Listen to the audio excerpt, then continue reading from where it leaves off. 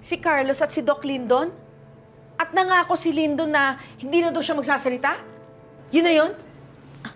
Tatahimik na tayo, ganun lang? Ma'am, can you please give him a break? Baka nakakalimutan mo. Ikaw ang dahilan kung bakit nabaril si Doc Carlos. Oo na, nandun na tayo. But hindi naman ako pwedeng manahimik based on Lindon's promise, di ba? So ano gagawin mo? Ha?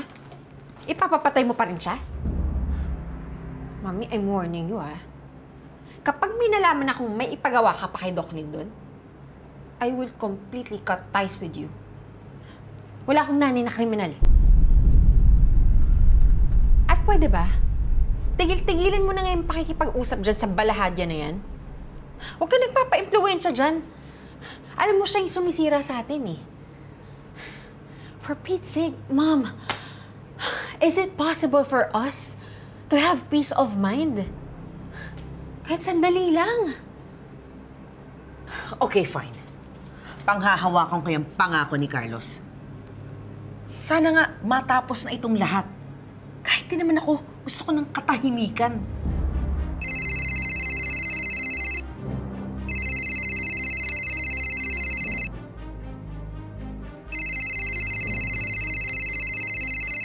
Sino naman to? Hello? Moira Tanyag? Sino to? Alam ko na yung sikreto mo. Booking ka na. Anong sikreto? Ikaw yung tumulak sa asawa mo sa hagdan.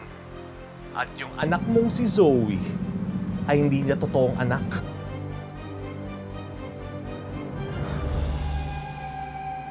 Alam mo, kung sino ka man, hindi ako naniniwala sa mga pinagsabi mo.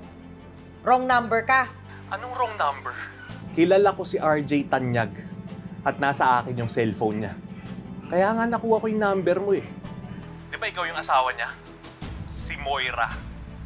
At kayo yung may-ari ng Apex. Ano? Hindi ka pa ba naniniwala? Madali namang malaman yung lahat eh. Mag-search ka lang sa internet.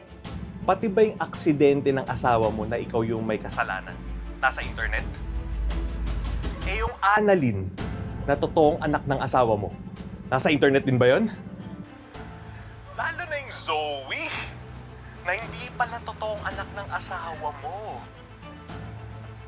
Hindi ka pa ba nagtataka? Bakit nalalaman ko lahat ng ito?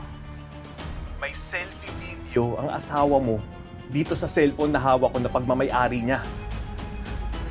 Alam kong nakalimot siya dahil sa aksidente. Kaya sigurado ako, kapag napanood niya lahat ng ito, ay babalik lahat ng alaala niya. So paano ka na ngayon, Moira? Ano? Endgame ka na? Mami, sino ba yung kausap mo? Sige nga, padala mo sa akin yung video na yan. Ano ako, bali? Ibibigay ko to sa asawa mo. Imi-meet ko siya ngayon. Pero bago yun, hihingian ko muna siya ng pera. No, wag. Wag mo ibigay sa kanya. Ako na lang magbibigay sa'yo ng pera. O ano? Nataranta ka ngayon? Ha? Magkano kailangan mo? 50,000. 100,000. Okay na yun. Madam, ang cheap mo naman! Maghanda ka ng 1 bilyon.